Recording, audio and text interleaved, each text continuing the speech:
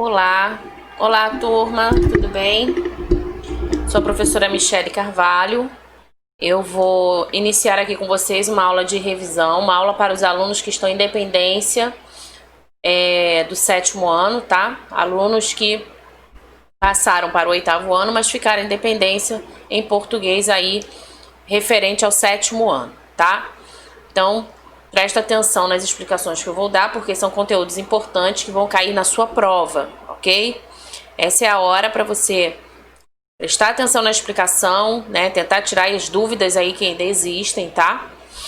E para isso, então, prepara um caderno, porque sempre que for necessário, é importante que você pare, faça anotação no seu caderno. Tenha, entre uma explicação e outra, eu coloquei um exercício, uma atividade. Então, dá para você também fazer essa atividade aí, tá? Então, vamos lá. Eu vou passando os slides e vou explicando. Você vai me acompanhando aqui na explicação, tá certo? Eu vou sair daqui um pouquinho para não atrapalhar você. E, de vez em quando, eu volto para poder falar contigo, tá? Então, vamos lá. Vou falar primeiro sobre o advérbio. O advérbio vai cair na sua prova.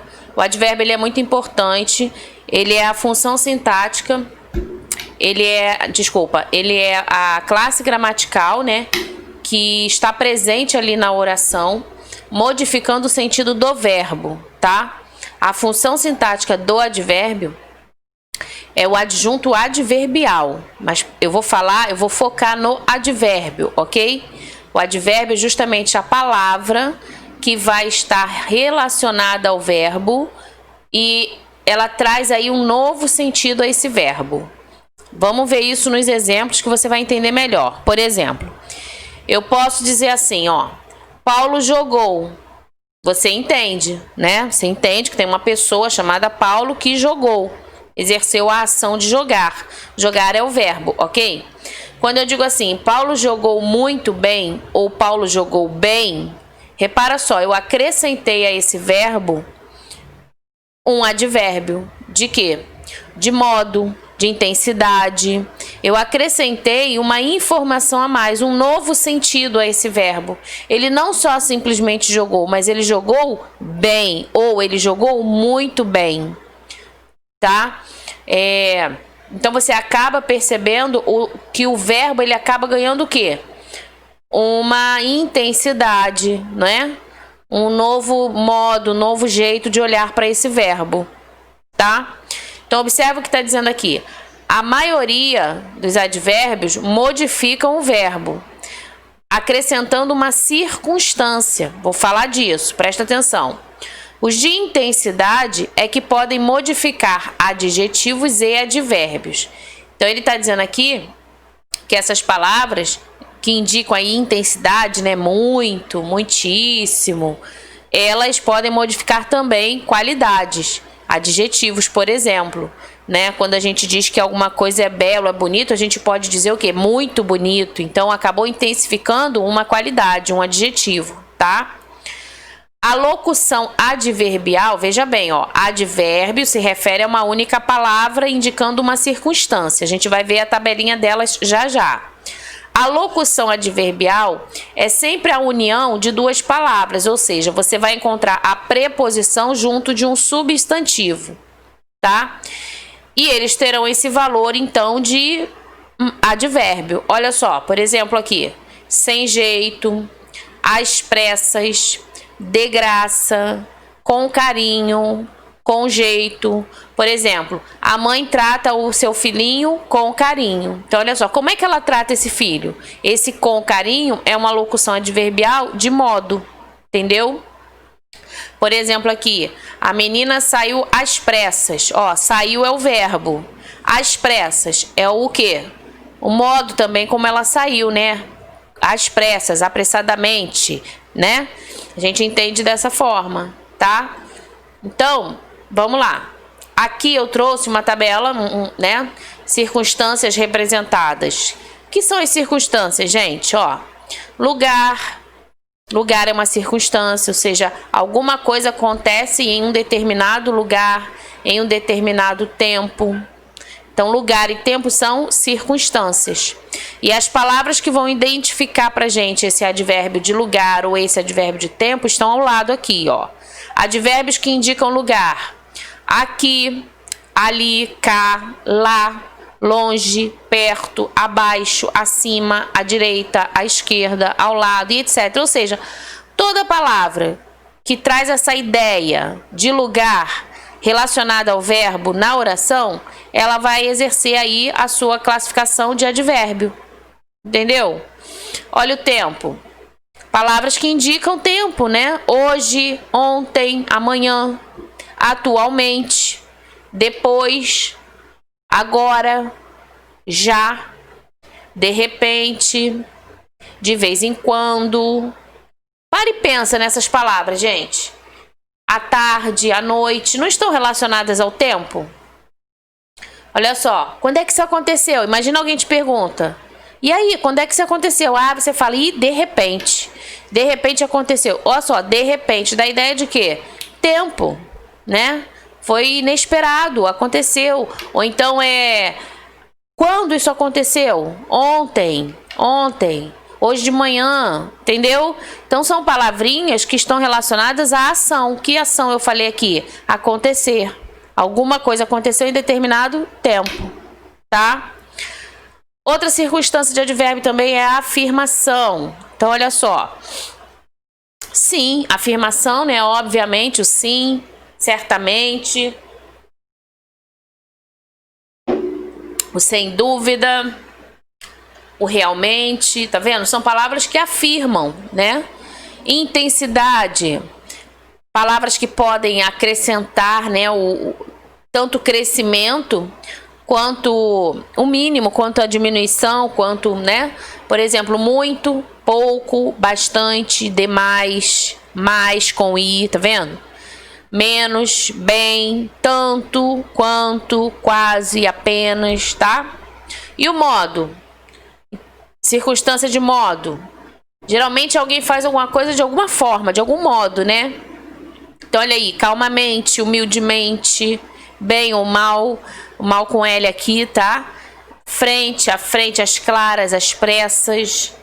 E negação, o nome já está dizendo, né? São palavras que indicam a negação. Então, não, nunca, jamais, de modo algum. Tá vendo? Ó, locução. De jeito nenhum, locução, absolutamente, tá? E dúvida são aquelas palavras que indicam, né? Dúvidas, por exemplo, talvez, quiçá, provavelmente, possivelmente, porventura, acaso. São palavras que vão indicar aí dúvida. Circunstâncias, ok? Então, todas elas são consideradas o quê? Advérbios, tá? Observa aqui nesse exemplo. Em todas as alternativas há 2 advérbios, exceto em, ou seja, tem uma frase aqui que não tem advérbio. Desculpa, que não tem 2 advérbios, porque ele está dizendo que em todas as outras tem 2 advérbios. Ou seja, uma delas aqui só vai ter um advérbio. O que você faz? Vamos analisar cada oração. Olha só. Ela falou calma e sabiamente. Cadê o verbo? Primeira coisa, identifica o verbo. Falar, né? Então, ela falou. Desculpa. Como ela falou? Deixa eu beber uma aguinha aqui.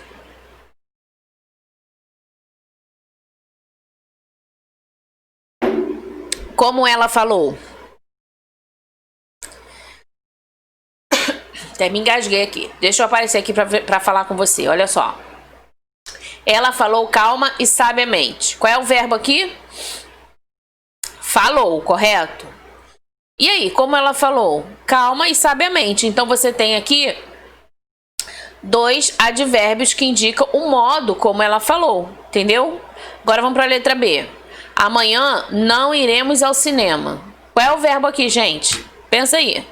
Amanhã não iremos ao cinema. Iremos, né? Iremos é o verbo. Quais são as palavras relacionadas a ele? O não, olha aí, advérbio de negação, não iremos. E o amanhã, indicando o tempo, né? Beleza, então você já identificou. Olha o da letra C. O menino ontem cantou desafinadamente. Qual é o verbo aqui? Cantou, né? Então você tem o quê? Que palavras relacionadas a esse verbo? Como ele cantou? Desafinadamente. Então é o modo. Entendeu? E ele cantou quando? Ontem. Olha aí. Ontem. Então indica o quê? Tempo. Tá? Letra D. Tranquilamente realizou-se hoje o jogo. O que se realizou hoje? O jogo. Qual é o verbo dessa oração? Realizar. Beleza. E aí, então quais são os advérbios aqui? Hoje, né? Tempo e tranquilamente, modo. Percebeu? Todas elas até agora têm 2 advérbios. Olha a letra E. Ele permaneceu muito calado. Qual é o verbo aqui? Permaneceu, né? Verbo, inclusive, de ligação, que liga o predicativo ao sujeito. Legal. Qual é o advérbio que está relacionado ao permaneceu? O muito, né? Ele não estava somente calado, ele estava muito, então intensificou. Ou seja, a letra E, é a oração que só tem um advérbio, tá? Então nós temos aqui, deixa eu marcar aí pra gente entender, ó. E aqui embaixo eu coloquei para você anotar aí, tá? Quais são os advérbios, tá vendo? Que aparecem lá em cima. Sabiamente, amanhã, ontem, não, hoje, tranquilamente, muito. E todas as classificações. Anote, tá? Não fica só me ouvindo, porque a gente esquece. O que a gente não anota, a gente esquece, tá? E você vai fazer prova. E essas matérias serão cobradas na prova. Então, estude de verdade, ok? Essa é a sua chance, né? Então, vamos lá. Já falei de advérbio, tá?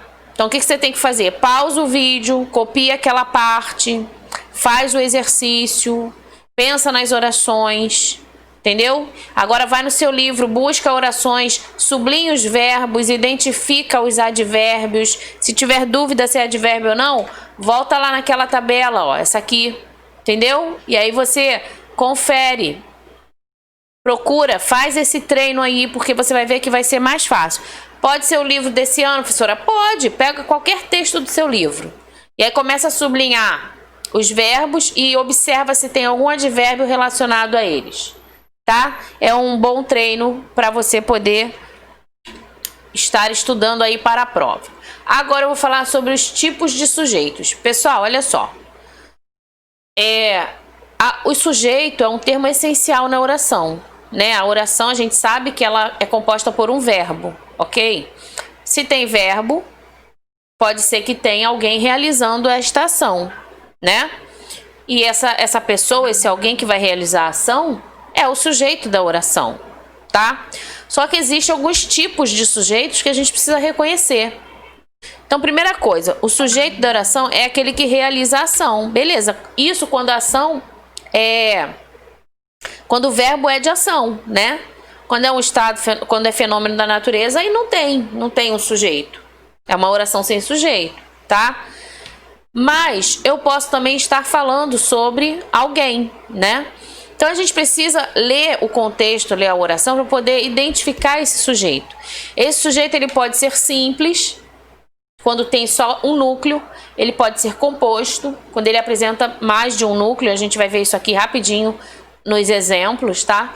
Esse sujeito pode ser também indeterminado, quando a gente não sabe, não consegue identificar quem realizou aquela ação, tá? Existe o sujeito que está implícito, ou seja, o sujeito oculto, que nós também vamos ver alguns exemplos aqui dele, tá? Então é isso. Deixa eu sair daqui para não te atrapalhar. Você copia os conceitos e as orações, tá? Enquanto isso, presta atenção aqui, olha só. Olha esse exemplo aqui. Deus é perfeito. Qual é o verbo aqui? É, né?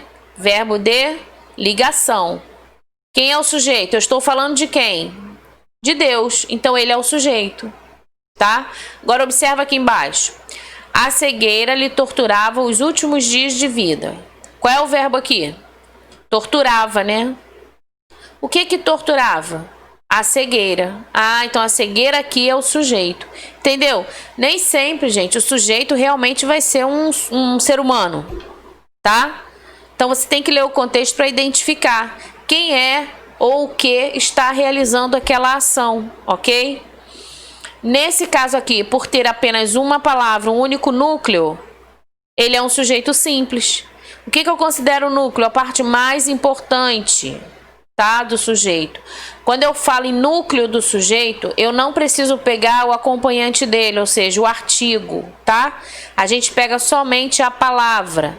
A gente consegue identificar que o sujeito é simples, por quê? Porque eu sei que só tem um núcleo, cegueira. Só tem um núcleo, Deus, ok? Quando o sujeito for composto, ele vai apresentar mais de um núcleo. Isso quer dizer o que para mim e para você?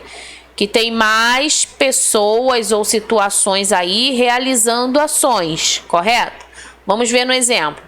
As vacas brancas e os touros pretos pastavam. Aí eu te pergunto, qual é o verbo dessa oração? Pastavam, correto? Tá. Aí eu pergunto, quem é ou o que é que pastavam? Ah, professora, as vacas e os touros pretos. Isso aí, então você encontrou o sujeito. Ele é composto por quê? Porque não só tinha a vaca branca ali, tinha touro preto também.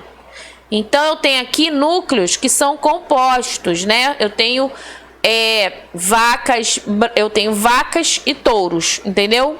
Brancas caracteriza vacas, pretos caracteriza os touros. O que vem a ser o núcleo? O núcleo apenas são as espécies, tá? Então eu tenho vacas e tenho touros. Eu tenho dois núcleos, por isso o sujeito composto, ok? Olha embaixo agora. Fome e desidratação são agravantes das doenças daquele povo. Qual é o verbo aqui? São, né? Verbo de ligação, beleza. Então, antes do verbo de ligação, eu tenho o quê? Fome e desidratação. Ah, então está falando sobre a fome e desidratação que acaba agravando a doença. Isso, então elas são o sujeito composto da oração.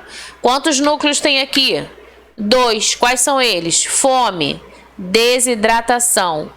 Não precisa carregar o E, entendeu? Então, encontrou 2 núcleos, eles estão realizando a ação na oração, na frase, eles são sujeito composto, tá? Então, vamos lá?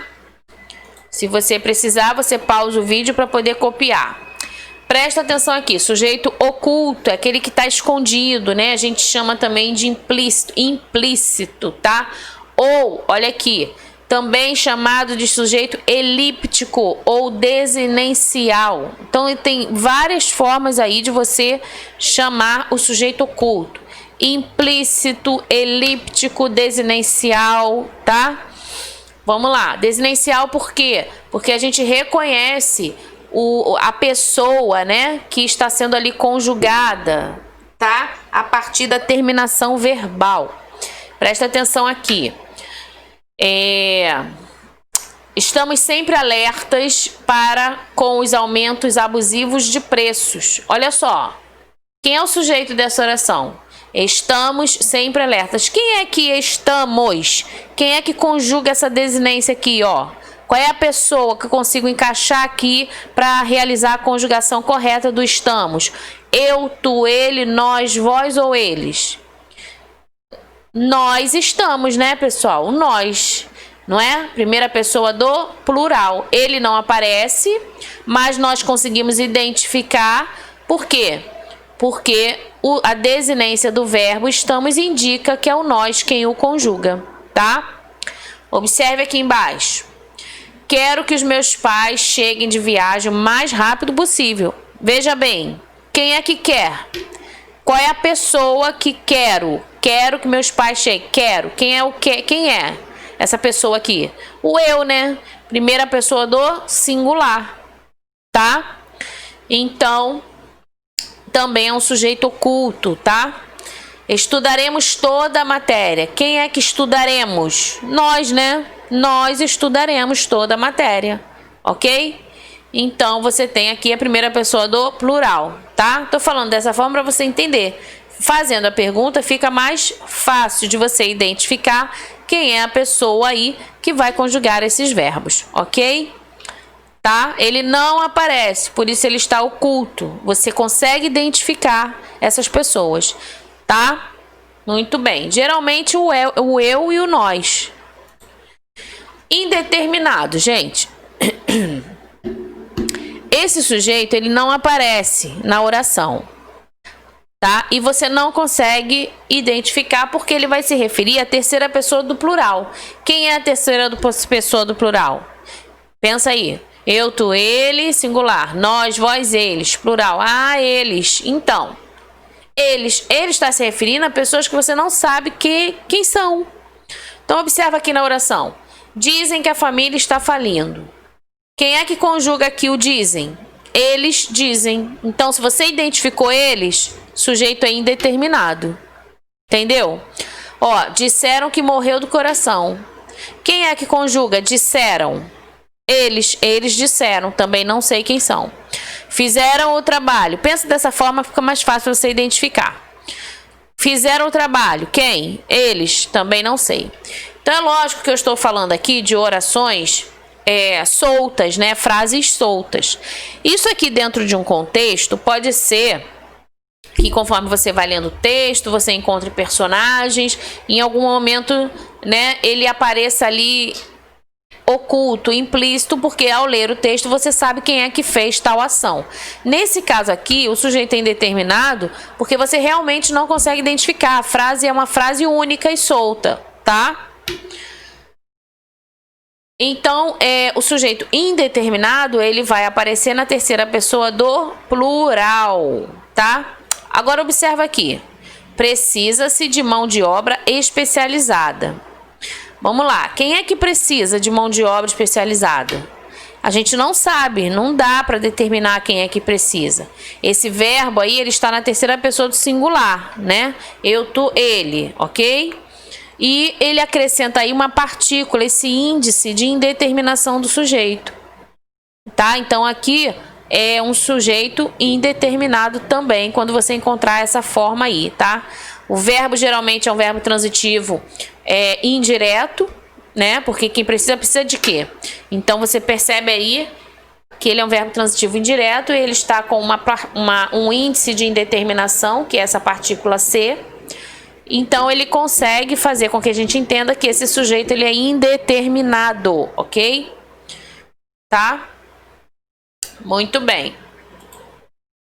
O sujeito inexistente são aquelas orações que não têm sujeito. A oração tem verbo, mas não tem sujeito. Não tem ninguém ali realizando ação. Mas o que tem ali talvez sejam notícias, informações. Vamos ver como é que funciona isso. Fenômenos da natureza. Olha os exemplos aqui. Choveu na Argentina e fez sol no Brasil. Então você tem aqui o quê? Verbos que indicam fenômeno da natureza, tá? Olha o segundo exemplo. O verbo haver no sentido de existir ou ocorrer. Por exemplo, houve um grave acidente na avenida principal. Imagine que alguém chegue para você e fale, né? Olha só, houve um grave acidente na avenida principal. Ele está dizendo o que aconteceu. Mas ele não está dizendo alguém fez alguma coisa, ele não apresenta aí um sujeito. Não. Ele só está trazendo para a gente o acontecimento. Outro exemplo, há pessoas que não valorizam a vida. Outra constatação, entendeu? Não tem aqui sujeito, tá?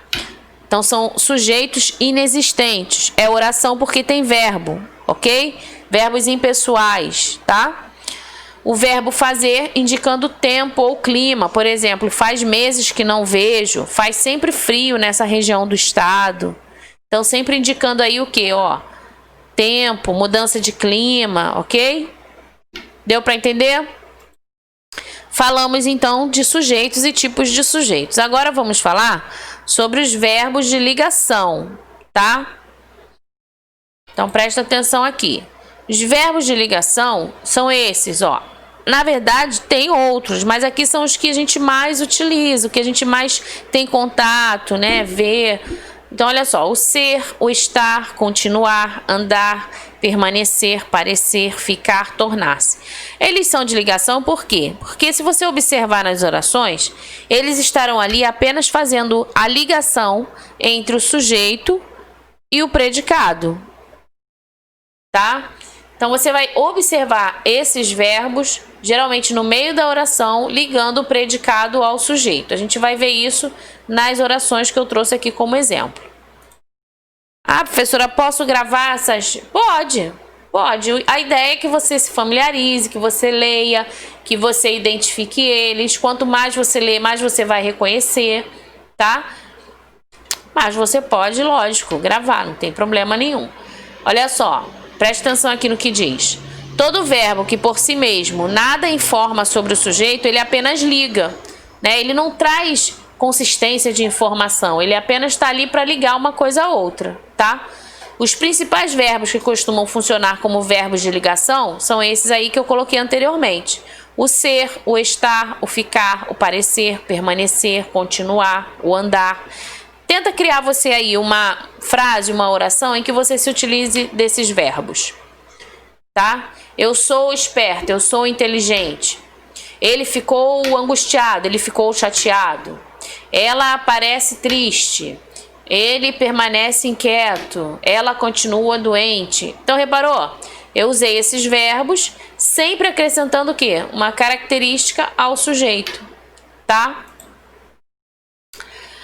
Vamos lá. Uso dos porquês. Ó, porquê separado. Aí você tem dois porquês separados, um com acento e o outro sem. Você tem porquê junto e porquê junto sem, com acento, né? E aí tem as regrinhas que você também vai ter que dar uma estudada, fazer alguns exercícios. Deixa eu sair daqui para não te atrapalhar. E você vai conseguir aí entender e aplicar essas regrinhas. Vamos lá. O porquê separado. Por quê? Você faz perguntas. Quando você faz perguntas, né? Por que você faltou a aula ontem? É separado. Por quê? Ok? Na hora de escrever, você separa, né? Por que você não me telefonou? Por quê? Tá? Por que você não fez o trabalho? Por quê? Separado. Então, sempre que fizer uma pergunta, por quê? Separado. Ok? Se você continua fazendo uma pergunta, mas coloca o porquê no final da pergunta, ele continua separado, só que porque você colocou ele lá no final da pergunta, ele agora ganha uma força, uma ênfase. E aí você acentua ele com o acento circunflexo. Ok? Como se alguém te perguntasse, né? Você faltou ontem por quê, hein? Por quê? Esse porquê aí no final, ele ganha força. Então, ele é separado e leva o acento. Tá? Sempre no final da frase, das perguntas, ok? Agora presta atenção aqui no porquê junto. É lógico que você vai explicar alguma coisa, o porquê é junto, tá? Aqui, por exemplo, ó, você vai responder. Aí esse porquê é junto, tá? Esse porquê com acento, ele substitui o motivo. Ele funciona como se fosse um substantivo, ok? Então, você vai ter que perceber o contexto para saber que tipo de porquê você vai usar. Se junto ou se junto com acento, tá? Observa aqui comigo. Nessas lacunas aqui, a gente vai completar com os porquês, ó. Não sei o porquê de tanta euforia. Ó o exemplo aqui. Eu não sei o motivo de tanta euforia. Se eu não sei o motivo, repara que tem um O, que é um artigo que acompanha substantivo. Então, aqui é o porquê junto com acento, tá? Observa agora aqui, é uma pergunta, né? Olha o ponto de interrogação. Só que o porquê agora vem no final da frase. Então, você já sabe que para as perguntas, o porquê é separado. Mas como ele vem no final da frase, ele ganha força. Então, é o porquê separado com acento, tá? Então, olha só. Você não compareceu à reunião por quê, né? Vamos para a letra C. Os caminhos por que percorremos são tortuosos, tá? Então, aqui você está explicando aí, né, o porquê desses caminhos, né, que a gente percorre, são tortuosos, tal. Então, na explicação aqui, os caminhos por que percorremos são tortuosos. É junto, tá? Até ficou um pouquinho separado, mas é junto. É junto esse aqui, hein? Agora D. Por que não desiste dessa aventura maluca? Pergunta, né, gente? No início da frase, então é separado. Agora aqui, ó. Voltamos porque estávamos com muita saudade. Então aqui também é a explicação, tá? Ok, vamos lá. Alguns verbos sofreram algumas modificações com relação à nova lei, né? A nova regra do acordo ortográfico. Então, presta atenção nesses verbos aqui, só questão de acentuação, né? Que houve mudança. O plural dos verbos ter, vir, ver, crer, ler e dar. Então, olha só, segundo o novo acordo, o acento circunflexo não mais deverá ser utilizado nos verbos com conjugações da terceira pessoa do plural, que terminam com e-m. Então, vai ficar assim, ó, sem acento. Antes era assim, né? Leem com acento, agora é assim, leem sem acento. Vem com acento não mais, agora é vem sem o acento. Deem com acento não mais, agora é deem sem o acento, tá? Olha os exemplos. Os alunos leem livros durante o recreio da escola, tá vendo? Leem. Eles creem que até o final do ano todos os problemas serão resolvidos, sem acento. Eu torço para que as coisas deem certo para vocês, sem acento, tá? Agora, cuidado para não confundir os verbos terminados com em, né? Quando eles são conjugados na terceira pessoa do plural, tá? O eles, né? Eles deverão ter o acento circunflexo. Olha, por exemplo, aqui o verbo ter e o verbo vir. Então, ele tem muitos livros, não tem acento. Agora, no plural, tem acento. Você não dobra o entendeu? Eles têm muitos livros. Então, esse tem circunflexo porque está se referindo à terceira pessoa do plural. Mesma coisa para o vir, né? Ela vem de muito longe, elas vêm de muito longe. Então, circunflexo é relacionado aí à terceira pessoa do plural, ok? Já estamos aí quase terminando. Faça essas anotações, tá? Aqui só para finalizar, ó, como era antes do acordo e como ficou agora depois do acordo. Dobrou o e não tem acento, tá? Aliás, não tem acento, né? O já estava lá, tá? Então, fique atento aí nessa nova forma de escrever, ok?